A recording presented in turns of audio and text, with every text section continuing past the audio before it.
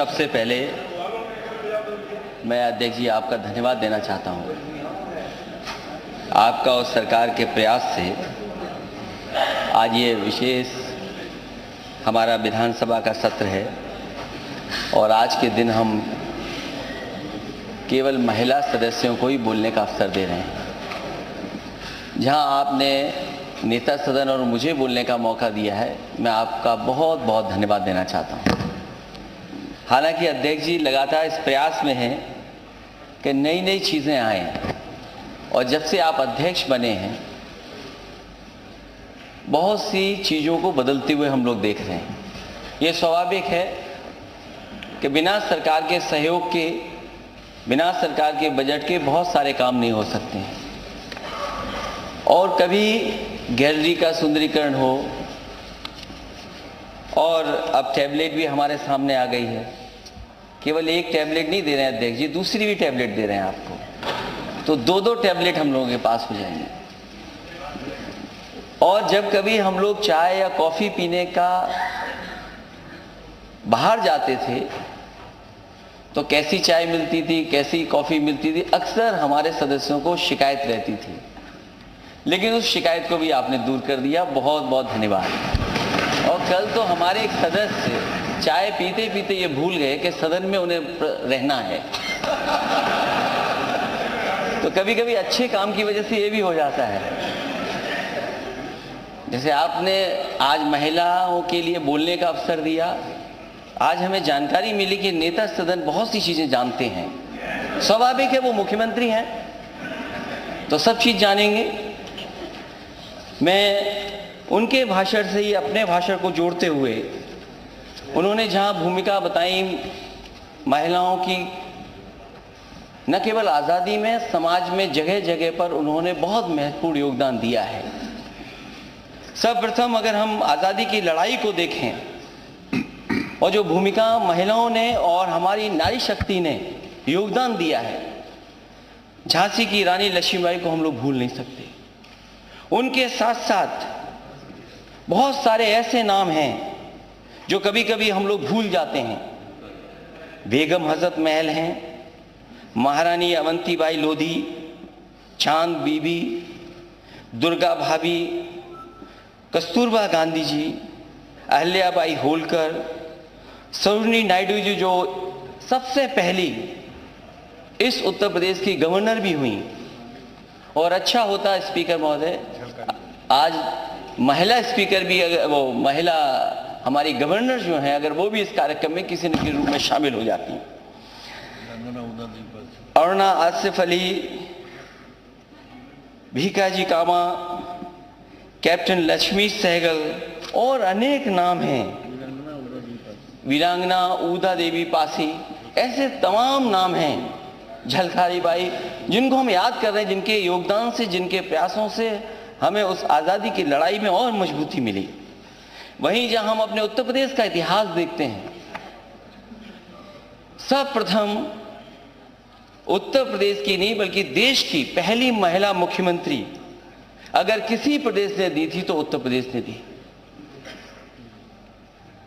सुचेता कृपलानी के रूप में न केवल उत्तर प्रदेश की वो बल्कि देश की पहली मुख्यमंत्री बनी।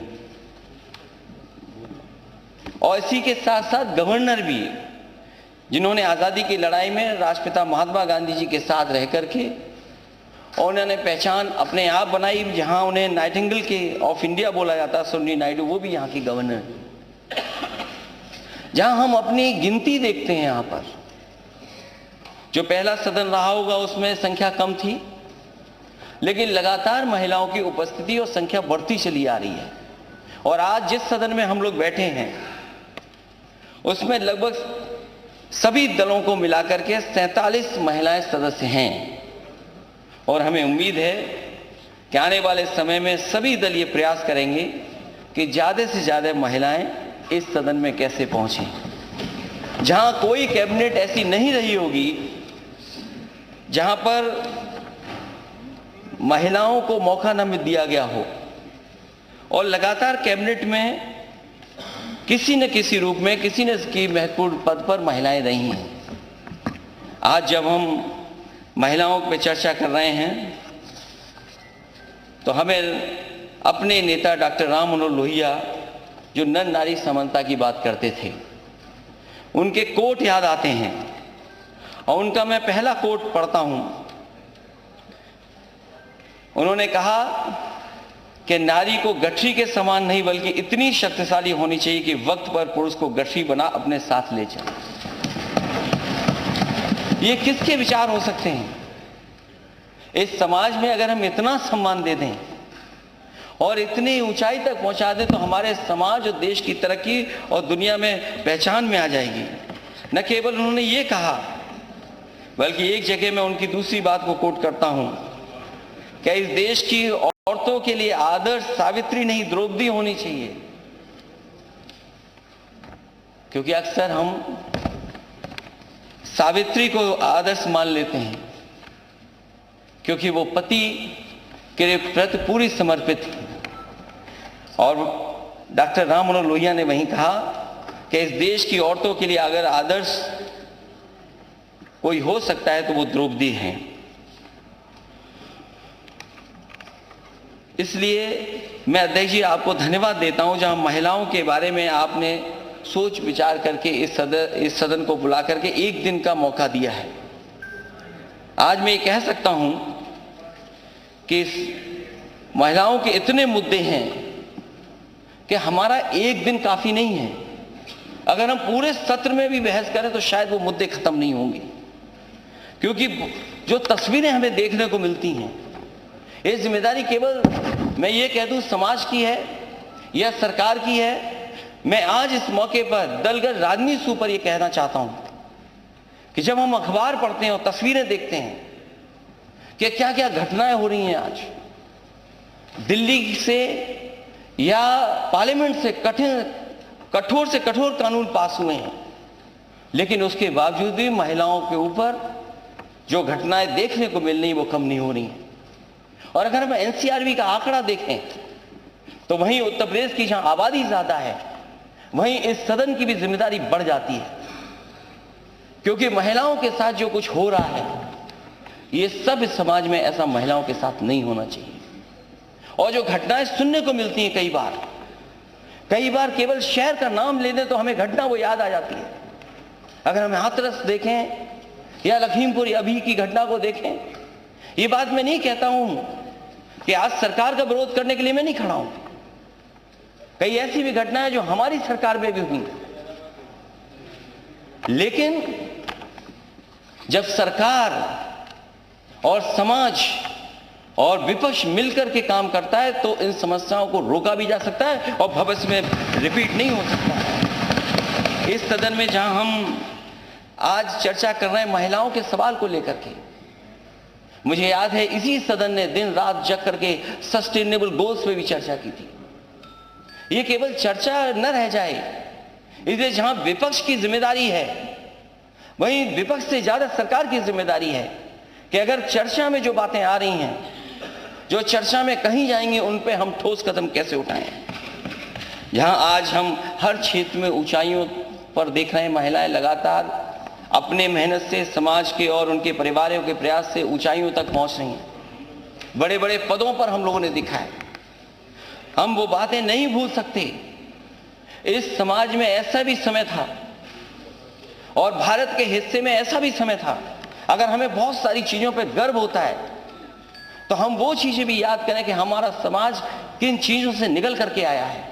एक समय ऐसा था जब महिलाएं पूरे कपड़े नहीं पहन सकती थी, उन्हें आधे कपड़े पहन करके रहना पड़ता था।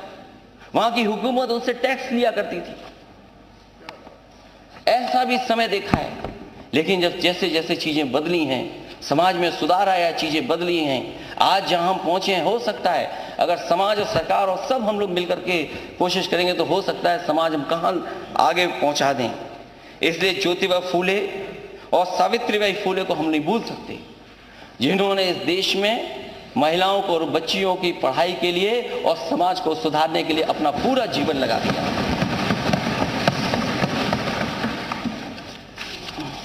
क्योंकि आज का दिन ऐसा है कि सरकार को नाराज नहीं करना है। तो घटनाओं का अगर हम लोग जिक्र करेंगे,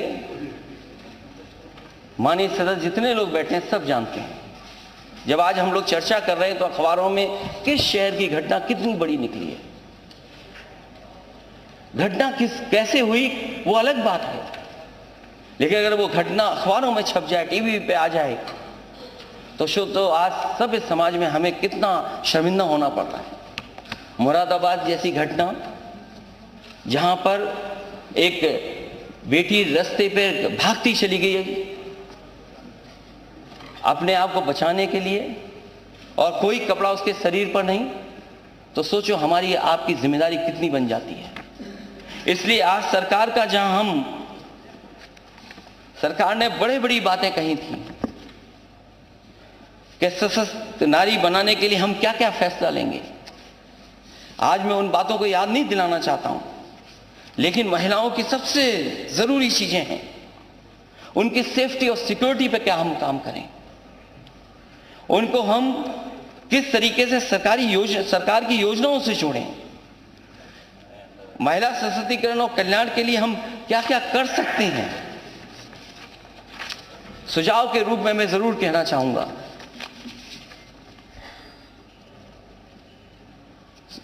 क्योंकि सरकार के घोषणा पत्र में तो बहुत सी बातें रखी गई थी, वहीं मैं कहना चाहूंगा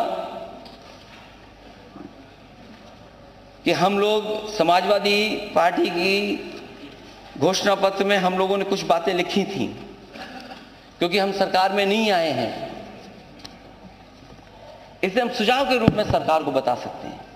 हालांकि उन्होंने भी बहुत सारी बातें लिखी सशक्त नारी के लिए क्या क्या होना चाहिए, वहीं हम भी सुझाव देना चाहते हैं कि समाजवादी पार्टी महिलाओं, अल्पसंख्यकों और दलित सहित प्रत्येक नागरिक के लिए हेट क्राइम के खिलाफ जीरो टॉलरेंस की नीति के लिए संकल्पबद्ध है, और सरकार से मांग करते हैं कि वह जीरो टॉलरेंस नीति को अपनाए। हालांकि जीरो टॉलरेंस की नीति के बारे में सरकार कहती है, लेकिन कैसे इसको हम लागू कर सकें, उस दिशा में मैं समझता हूं सरकार जरूर काम करेगी। वहीं उत्तर प्रदेश में पुलिस समेत सभी सरकारी नौकरियों में महिलाओं को 33% आरक्षण दिया जाए। ये आरक्षण सभी श्रेणियों जैसे सामान्य, EWS, OBC, SC और ST के लिए भी लागू किया जाए। लड़कियों की KG से PG तक शिक्षा मुफ्त की जाए, क्योंकि जिस समय नेताजी की सरकार थी उस समय पढ़ाई को बिल्कुल मुफ्त कर दिया गया था। हमें उम्मीद है कि आज जब हम महिलाओं के सवालों पर चर्चा कर रहे हैं तो ये पढ़ाई भी पूरी की पूरी मुफ्त होनी चाहिए। और मुझे याद है कि एक बार मैं यहाँ पर एक अखबार के कार्यक्रम में जब मैं गया तो मैं जिन लोगों का सम्मान कर रहा था उसमें नौजवान वो टॉपर था, 12th क्लास के टॉपर्स का मैं सम्मान कर रहा था। अध्यक्ष जी जब मैं उसको सम्मान देने गया तो उसने कहा कि आज तो आप मुझे यहाँ लैपटॉप दे रहे हैं, आज ही के दिन आप झांसी में भी मेरी बहन को लैपटॉप देंगे। और मुझे याद है, मैंने बच्चे से पूछा कि कभी तुम हेलीकॉप्टर में बैठे थे? उसने बच्चे ने मना कर दिया कि मैं हेलीकॉप्टर में कभी नहीं बैठा। मैं जब अपने घर आ गया लौट करके तो अचानक मेरा ख्याल आया कि क्यों नहीं मैं इसको लेकर के संग जाऊं, और उस 12th टॉपर के बच्चे को मैं अपने साथ लेकर के गया। उसकी बहन को जहां हम लोग लैपटॉप दे रहे थे उस बहन को भी मैंने लैपटॉप दिया। और जब मैंने सूची देखी कि आखिरकार किनको मैं लैपटॉप दे रहा हूं, तो सबसे ज्यादा अगर किसी को लैपटॉप मिला था समाजवादी सरकार में तो वो बेटियां थी जिनको लैपटॉप समाजवादी सरकार में मिला। इधर जब कुछ सालों बाद में झांसी गया, क्योंकि वो टॉपर था, उसकी बहन भी टॉपर थी, तो मैंने सोचा कि जिनको मैंने लैपटॉप दिया आखिरकार वो कर क्या रहे होंगे। मैंने जानकारी हासिल की तो पता लगा जिस नौजवान को, जिस बच्चे को मैंने लैपटॉप दिया था वो M.Tech कर रहा था दिल्ली से, IIT से। और मैंने उससे फोन पर पूछा, क्योंकि वो आ नहीं सकता था उस दिन, कि क्या कर रहे हो? तो उसने कहा मैं M.Tech कर रहा हूं और आज भी आपका लैपटॉप चल रहा है, बंद नहीं हुआ है। और मुझे लगा कि केवल मैंने एक बेटी को लैपटॉप दिया होगा, एक बहन को दिया होगा। जब मैं बरुआ सागर उसके घर परिवार से मिला तो उन्होंने कहा ये छोटी सी टाउन एरिया है, बहुत बड़ी नहीं है, लेकिन इसी में समाजवादी सरकार में कम से कम 400 बच्चों को लैपटॉप मिल गया है। ये बात मैं बहुत पुरानी बता रहा हूं। उस समय जब उन बच्चों से मैं मिला, उन बच्चों ने कहा कि हमें लैपटॉप तो मिल गया, हम पढ़ाई लिखाई तो पूरी कर ली है, लेकिन हमें नौकरी नहीं मिल पा रही है, रोजगार नहीं मिल पा रहा है। हमें उम्मीद है कि इस सरकार को जहां मौका मिला है, डबल इंजन की सरकार को काम करने का, तो जहां पढ़ाई अच्छी होगी बेटियों की, जहां उन्हें और पढ़ने का मौका दिया जाएगा, आने वाले समय में उन्हें रोजगार भी देने का काम सरकार करेगी। जहां सुरक्षा के लिए मैं सुझाव देना चाहूंगा कि पुलिस बल में महिलाओं के लिए विशेष भर्ती अभियान चलाया जाए ताकि एक स्वतंत्र महिला पुलिस इकाई का निर्माण हो सके, क्योंकि हम सरकार में नहीं आए, हमारे मैनिफेस्टो में था। तो आज सुझाव के रूप में मैं सरकार से कह रहा हूं कि पुलिस बल में महिलाओं के लिए विशेष भर्ती अभियान चलाया जाए ताकि एक स्वतंत्र महिला पुलिस इकाई का निर्माण हो सके। यूपी पुलिस महिलाओं को 33% प्रतिनिधित्व दिया जाए। आत्मरक्षा प्रशिक्षण कार्यक्रम तहसील स्तर पर सभी स्कूल और संस्थाओं में नियमित अंतराल पर आयोजित किए जाएं। सभी गांवों में खैर सीसीटीवी और डायल 100 डायल 112 तो है ही, लेकिन उसका समय कैसे कम हो, क्योंकि रिस्पांस टाइम जितना कम हो जाएगा उतनी ही जल्दी पुलिस एक्शन में आ जाएगी और जो पीड़ित है उसकी मदद हो सकेगी। मुझे याद है कि जैसे ये सरकार कहती है कि हमने महिलाओं को और बेटियों की सुरक्षा के लिए एंटी रोमियो स्क्वाड बनाया है, उस समय समाजवादी सरकार में वुमेन पावर लाइन 1090 को बनाया गया था। और मैं चाहूंगा सरकार से कि वुमेन पावर लाइन 1090 को मजबूत किया जाए और ईमेल और व्हाट्सएप द्वारा शिकायत दर्ज करने की सुविधा प्रदान की जाए, और साथ ही साथ 1090 ऐप से लेकर के जो ट्रैकिंग का है सिस्टम वो भी विकसित किया जाए, जिससे आज के समय पर जो टेक्नोलॉजी का हम इस्तेमाल कर सकें उसको शामिल कर करके अपनी बेटियों की भी सुरक्षा और का इंतजाम कर सकें। स्पेशल वुमेन सेल महिलाओं के खिलाफ होने वाले अपराधों की निगरानी एवं रोकथाम के लिए डीजीपी की अगुवाई में गठित किया जाए। सभी पुलिस अधिकारियों को के एसीआर में अनेक जेंडर सेंसिटिविटी, क्योंकि जेंडर सेंसिटिविटी अगर नहीं होगी तो हम न्याय नहीं दिला पाएंगे, इसलिए जेंडर सेंसिटिविटी का पता लगाने के लिए एक इंडेक्स बनाया जाए। समाजवादी सरकार द्वारा स्थापित आशा ज्योति केंद्र महिलाओं से संबंधित सभी मुद्दों के वन स्टॉप सॉल्यूशन के रूप में सभी जिलों में स्थापित किया जाए। और मुझे याद है महिलाओं को और उनको सम्मान देने के लिए समाजवादी सरकार में समाजवादी पेंशन शुरू की गई थी। हालांकि ये सरकार दूसरे रूप में दूसरी मदद कर रही है, लेकिन समाजवादी पेंशन रोक दी गई। समाजवादी पेंशन उन गरीब महिलाओं के लिए थी जिनको किसी पेंशन से दिया नहीं जाता था, मदद नहीं पहुंच पा रही थी। 50 लाख के लगभग गरीब परिवार की महिलाओं को समाजवादी पेंशन से मदद करने का काम समाजवादी सरकार में हो रहा था। और मुझे याद है जिस समय नेताजी की सरकार थी उस समय कन्या विद्याधन योजना शुरू की गई थी। बहुत बड़े पैमाने पे ड्रॉप आउट्स थे, बहुत बड़े पैमाने पे बेटियां पढ़ने नहीं जाती थीं, पढ़ाई छोड़ करके चली जाती थीं। लेकिन जिस समय समाजवादी पेंशन शुरू हुई थी, जिस तरीके से एनरोलमेंट बढ़ा था और एनरोलमेंट के बाद जिन जिन बेटियों की मदद हो गई थी उन सब बेटियों ने आगे की पढ़ाई पूरी की थी। वो भी समाजवादी सरकार के एक ऐतिहासिक फैसला था कि समाजवादी कन्या विद्याधन दे करके उनको पढ़ाई में आगे बढ़ाने का काम समाजवादी सरकार ने किया। इसलिए मैं एक बार फिर आपको बधाई देता हूँ, धन्यवाद देता हूँ अध्यक्ष जी को कि जिन्होंने ये आज महिलाओं के लिए विशेष सदन रखा है, जिससे कि महिलाएं अपना बोल करके अपनी समस्याओं का समाधान कर सकें और सरकार तक अपनी बात पहुंचा सकें। मैं बहुत बहुत धन्यवाद देता हूं आपका। धन्यवाद नेता प्रतिपक्ष।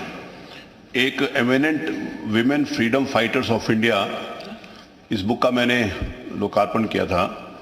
प्रोफेसर के एल जौहर जो कई यूनिवर्सिटीज़ के वाइस चांसलर थे, वो दी थी, तो मैं विधानसभा के लाइब्रेरी में रखाऊंगा, उसको भी माननीय उसको सब लोगों को दिया जाएगा। अब हम विधानसभा की कार्रवाई, अवधेश जी आज आपको कोई अवसर नहीं मिलेगा, अब विधानसभा की हम कार्रवाई शुरू करते हैं। अब बताइए, बताइए क्या कहना चाहती हैं आप? माननीय मैं सदन को सादर अवगत कराना चाहती हूँ कि बेरोजगारी की स्थिति चरम नहीं, ये विधानसभा की अब कार्रवाई शुरू होगी, पहले नियम बताइए क्यों बोल रही हैं आप? 311 माननीय, आप महिला नहीं है। 311 में क्या है? 300, अरे रुके ना प्लीज, मैंने कहा था कुछ लोगों को परेशानी है, लेकिन कोई अपने आप को बताया नहीं कि किसको परेशानी है, ये तो एक्सपोज हो जाएंगे। आप बताइए, मैं उनको पूरा अवसर दे रहा हूँ ना। माननीय 311 में लिया जाए, मुझे सुना जाए। 311 में क्या है? माननीय जब जनता बहुत परेशान